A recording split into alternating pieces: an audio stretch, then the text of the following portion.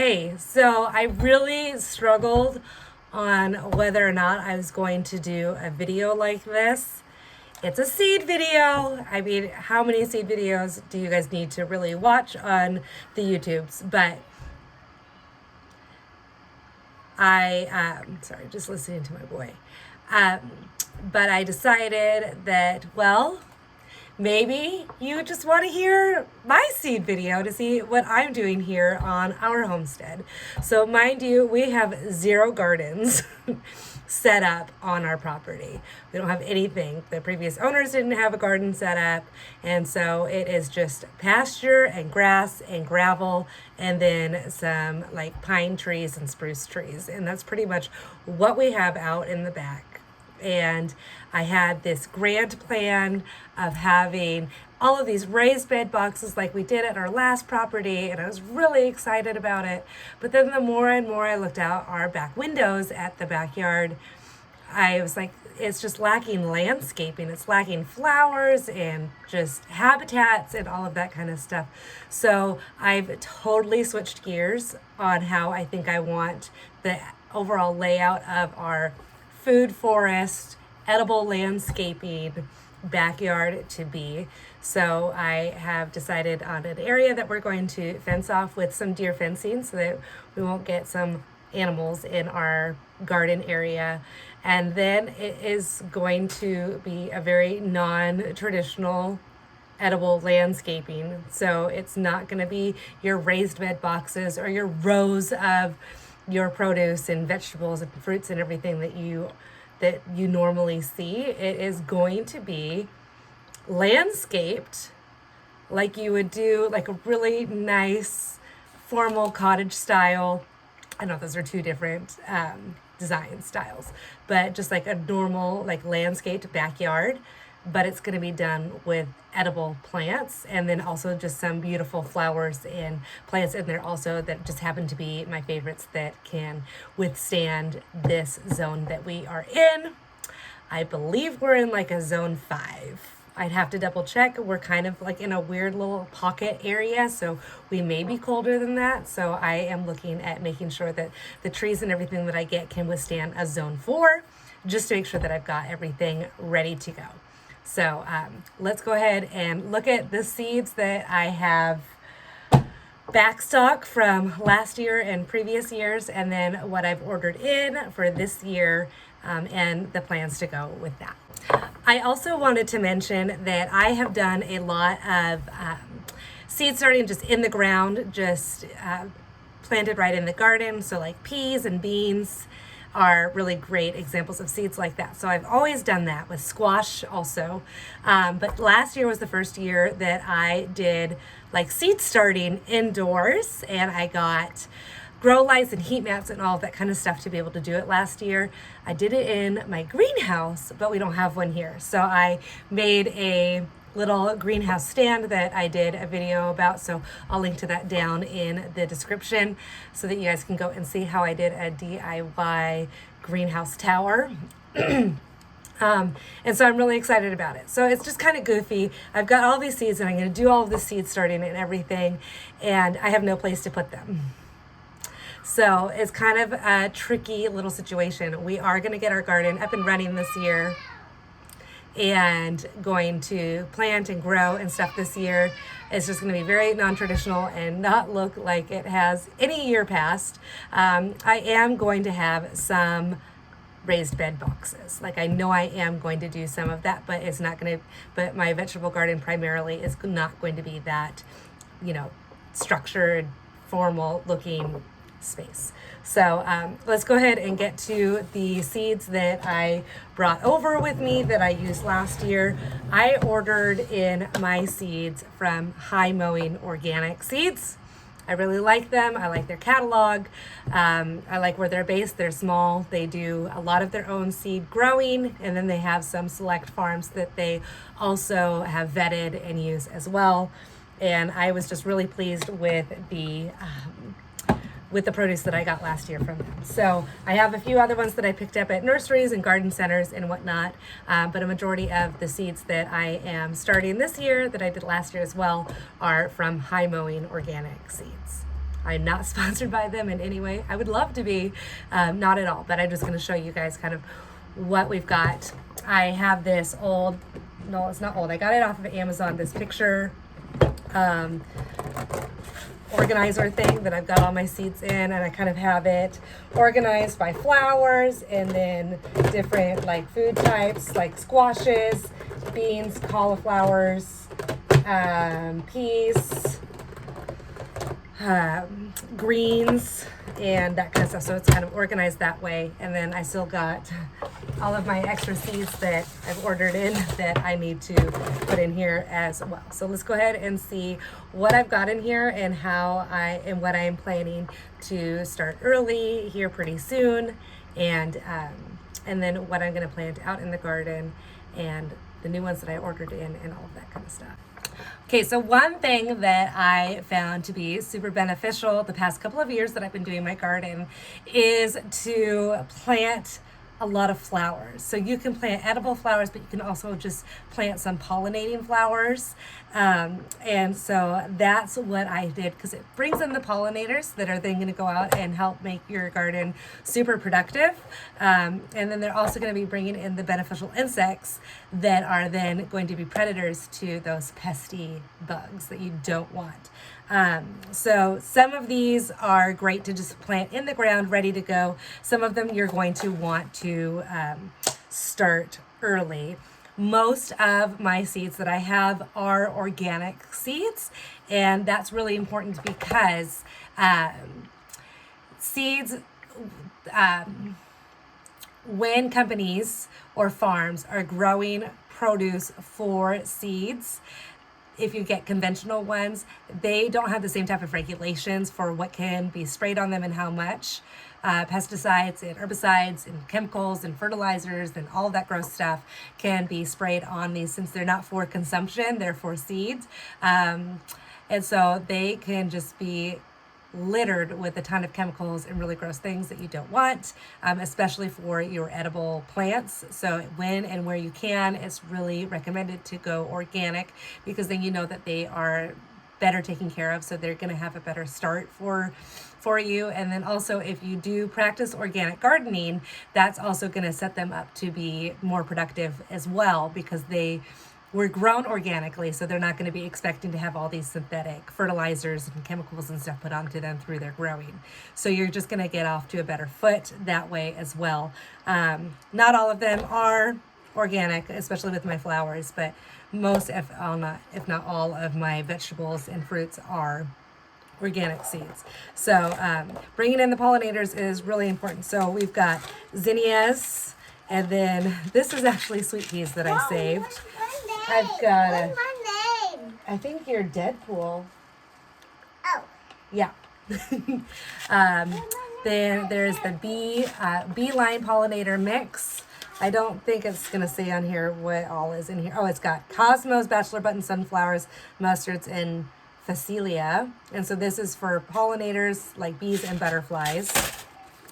And then sunflowers, more cosmos, and then Roman chamomile. And you guys, I don't know how this is going to do here in my new zone, since it's 5 to 9, but it self-seeded in my old garden and just took over and was really prolific, and I was able to harvest a lot of flowers off of it.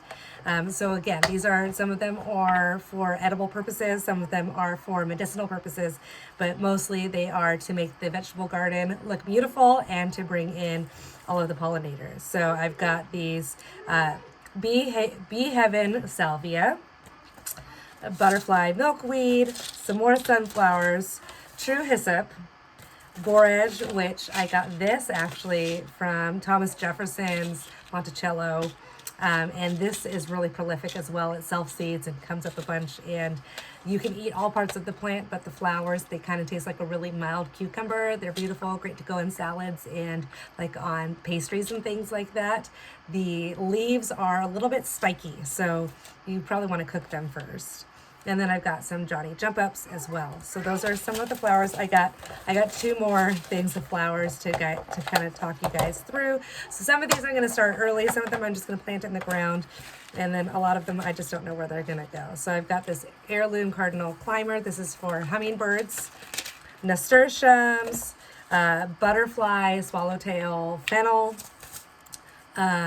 rosy tree mallow, which is just a really beautiful flower that I love, and then some more nasturtiums. I used to grow nasturtiums and I was really good at, I mean, they were really happy where they were. And in the past couple of years, I've tried them and they just haven't been productive. So we're going to try again this year and see what happens. And then I just love Foxglove. I know that this is definitely the opposite of edible, but they're just so pretty and the bees love them. Then echinacea and hollyhock. Again, I always try hollyhock. I am rarely, if ever, successful with it, but I love the cottage garden look. And so those, the foxglove and the hollyhocks, are like the epitome of like an English cottage garden. Okay, so now I've got some of my plants, my vegetable plants, seeds to talk about. Ones that I love, ones that I'm going to try, starting early, planting in the ground, maybe just growing indoors. So the first one I have right here is this Desicco broccoli from Mowing seeds. This is a multi-cut heirloom variety. And you guys, we had the most bizarre summer last year and had like super hot temperatures over like 3 digits. So like over 100 degrees, which is really abnormal for where I used to live. And this did not bolt. It grew throughout the entire summer and it continued to produce like all season long. So I started it in the springtime indoors in my greenhouse, planted it out, and did not need to replace it because it just continued to produce throughout the entire growing season until we moved. And then I've got these slicing cucumbers. Those were really delicious and I watered really well last year, so they did not get bitter, even though we had that ridiculous heat. So let's see, what else do I have? I'm always trying to grow eggplant, and I was successful with this one last year. I got so much eggplant, I still have some in my freezer, and I don't know what I'm going to be doing with it. But this was really prolific and did an excellent job. It is the little finger eggplant, and it's 60 days to maturity. Whenever I grab seeds, I always try to get the shortest number of days to maturity because growing seasons are short up here in the north. So they're nice little ones, and they just went crazy with so many, so many. Okay, then I've got some jalapenos and poblanos. These went crazy. And then this is a sweet bell pepper, the Ollie F1. Really good. These poblanos were really good as well, and these ones worked in 2020, but they did not work in 2021. So I'm assuming that the germination is really low on these, so I'm probably gonna have to get some new jalapenos if that is something that we want to grow this year. And then I've got these ground cherries that these get started early. They took a really long time to get to maturity, even though it said 75 days. The harvest was not that great off of these. I picked most of them before they were ready, and so they were a little bit tart, so they still tasted really good, but definitely did not look like this in the picture. And then I had this Iron Lady F1 tomato. It was supposed to be disease tolerant, and it was not good. Sorry. They tasted really good, but my plants were just not very healthy last year. Could have had to do with the weather. Could have been that it was my first year starting tomato seeds indoors. But these cherry tomatoes went nutso-butso, and these tasted really good, and they were really prolific. So those ones were really good. So I'm going to be planting those ones again. I got new tomato seeds that I will show you guys what I grabbed. But I might try these ones again just because they're more of a slicing tomato, and the other tomato seeds I got are a paste tomato. So we've got that. Then I've got some spinach, Lasatino dinosaur kale, rainbow Swiss chard, And my very favorite kale ever, which is the red Russian kale. This stuff lasts a really long time. It grew the entire season, self-seeded, and got a lot of little baby greens. And then some strawberry spinach, which not my favorite, so I'm not going to grow that again. But I'm thinking that I am going to start the kale and the spinach indoors, and so that we can just have some fresh greens in our house, because it has been a really long time since we've had any of those fresh greens. So those are all of the ones that like I'm thinking of starting early, getting ready to go. And then I placed a new order with Mowing organic seeds, and so I'm going to show you guys what I grabbed from them this time. So I got some onion seeds for storage onions. These are their Cortland F1. They're supposed to have 105 days, yellow, really great storage one. Fava beans, I just think they look so neat when they go to flower, and the bees really like them. And then they're really great for like chopping and dropping for fertilizer and compost with the greens after you harvest all of those. Golden beets. So I don't like beets. I'm going to be honest. I do not like red beets. I think they taste like dirt, and they are just not my favorite. But I have tried some golden beets, and they have a much sweeter flavor, and I like them. So I got some golden beets to try growing this year so that I can have my own organic ones instead of having to buy them. I'm going to try some popcorn this year. This is the Tom Thumb popcorn. It says it's only 85 days to dry. So hopefully that will work in our very short growing season. I'm probably going to have to try to start them indoors and then transplant them, but we shall see. And then I got some Calibra storage onions as well. So these ones are supposed to be good. They sweeten while in storage. They get even sweeter while in storage, and they kind of have a rosy skin. Then I grabbed some shelling peas. Normally I do like a snap pea, but we love shelling peas here, and we love to have peas, freeze them, and then have them throughout the winter. And so I got some shelling peas to try this year. And then because we're getting pigs, I ordered turnips, which they can also probably eat beets, but I don't like turnips, but I know that pigs like turnips. So I grabbed a seed packet of turnips to grow. They are the white globe turnip, purple top white globe turnip. So I grabbed those for our piggies to eat. And then I got some Shishito Peppers. I love these. If you just make a quick little batter and then deep fry them, they are so good. It's just some flour and then a light beer with some salt for your batter, and then you just dip them and then deep fry them, and they are so good. I grabbed a couple different basils to start from seed, some chives. So my plan with these chives is I got garlic chives and then just regular chives. So my plan with these is to start some indoors to have them for harvesting, but then also just to plant them around the garden, just to have chives everywhere, just because I think they're so beautiful. They're so pretty. They're little purple and yellow, or purple and white little puffball flower heads are so pretty. And then also they're a good deterrent for certain pests and animals. So having kind of garlic and onion kind of planted all around, I think is going to be a great deterrent to keep the productiveness of the garden high. I've never grown cayenne peppers, but we love spicy food, so I grabbed some cayenne peppers. And then, shallots. My shallots did so good last year. I didn't start them from seed. I got little sets, and so I'm going to start them from seed this year.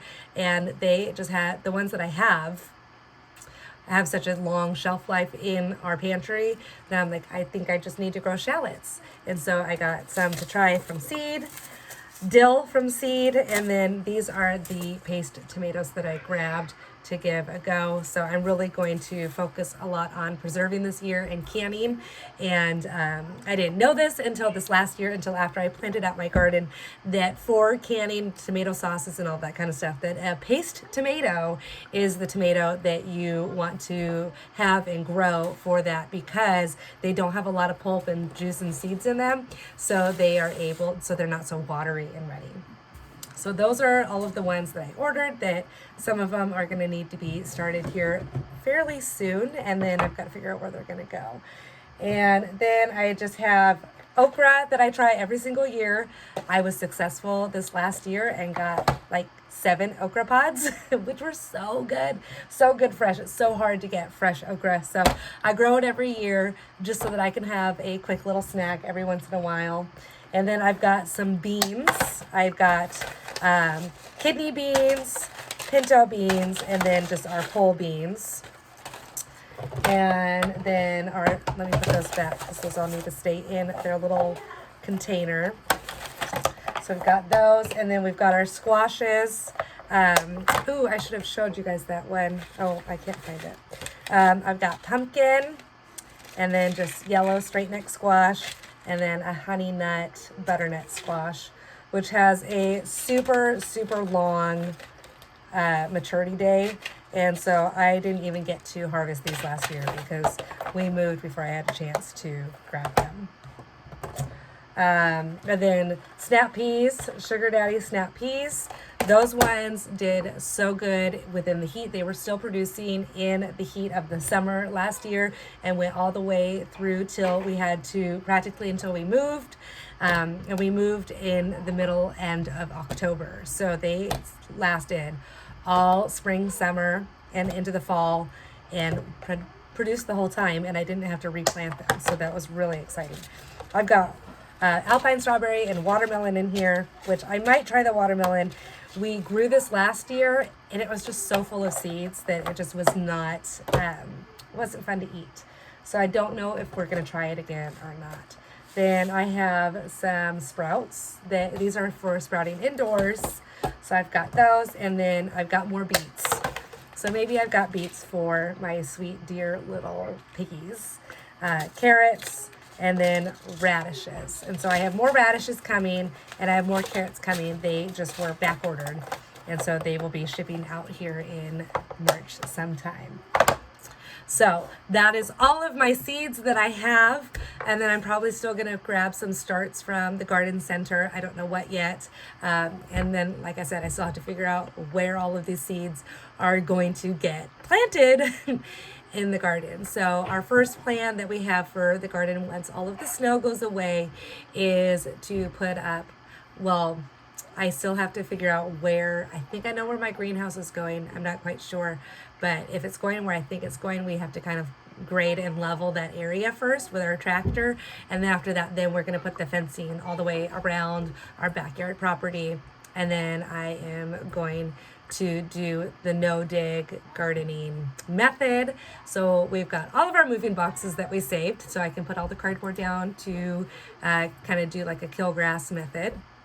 And then we've got lots of dead tree branches and everything in our woods, so I can grab that and kind of set it down. And then we are going to get a couple truckloads. We're probably gonna have to get a couple truckloads of soil trucked in and then spread out in the little garden bed areas that I am going to work on. So I think it'll be fun to take you guys out there into the backyard to show you kind of what my overall plan is. I'm going to kind of draw a little map on paper to kind of have an idea of what I'm going to do, but I am still working on tracking the sun so that I can be putting the greenhouse in the most ideal location in our backyard, just so that it is going to be accessible, it's going to get good sun, and it's going to be able to be productive, and it is going to be a large greenhouse, because we have such a long winter that I really need to do some season extending. So we're gonna have a large greenhouse. My initial thoughts is a 12 by 24, but I think that might be too small. But we're gonna go for that, and then if I need to do a high tunnel, maybe I'll do like a high tunnel or a caterpillar tunnel for some season extension in a couple of different areas. But really, it's really exciting to be here, to have the sun out, and it's not today. Today is like 12 degrees today. So there's no snow melting today, but the snow has been melting. And so it's kind of fun seeing the landscape kind of starting to peek through a little bit to kind of see where things are going to go. So that was a lot of talking. And if you have any questions or you want to shop High Mowing, I'll link them down below too. I just really love them. I've been so happy with all of my seeds that I've gotten from them. And, you know, some of them, like they've all done well. Just some of them just haven't been my favorite, but that's okay. But I really like the High Mowing, and they are in a, they are growing in Vermont. So they have, it's probably not a similar growing zone, but similar probably with the amount of sunlight and whatnot that we have up here in the Pacific Northwest. So thanks so much for being here. Be sure to subscribe below so that you can catch more videos.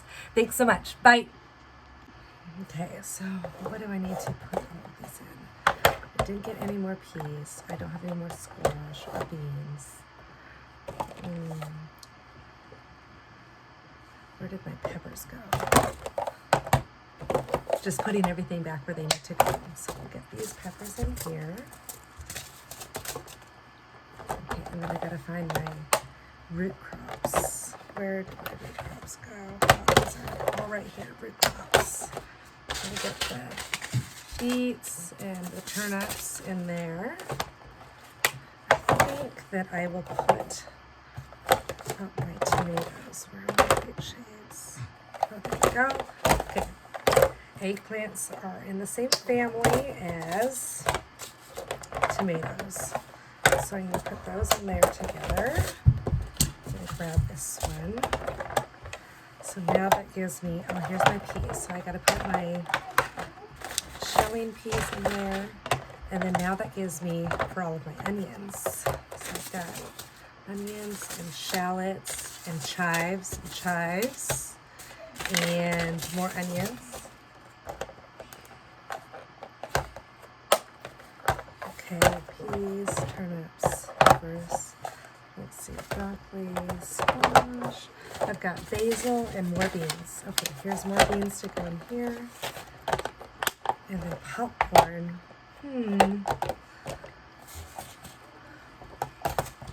Let's see here. Let's put this in here. Gotta make an herb one. Okay, so I'll put those in there. Then we'll get the herbs in here. So we've got dill and basil to go in here. And then I just gotta figure out where I'm gonna put my popcorn. I think I'm gonna just put, I know it's kind of goofy, it doesn't really go with it. But I'm gonna put the popcorn in with my sprouts. There we go. So now I can put everything back into my box. I've got all of my stuff all together. So I'm going to put all my flowers in here. This is so great. This little book photograph container thing is so great because you can take it out into the garden and it can be protected because it's all in plastic, so you don't have to worry about things getting waterlogged. Oops, that's upside down. So good. Okay.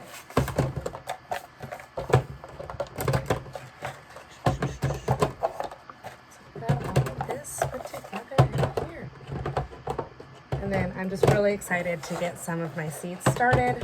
It's so good. There we go. Ready to go.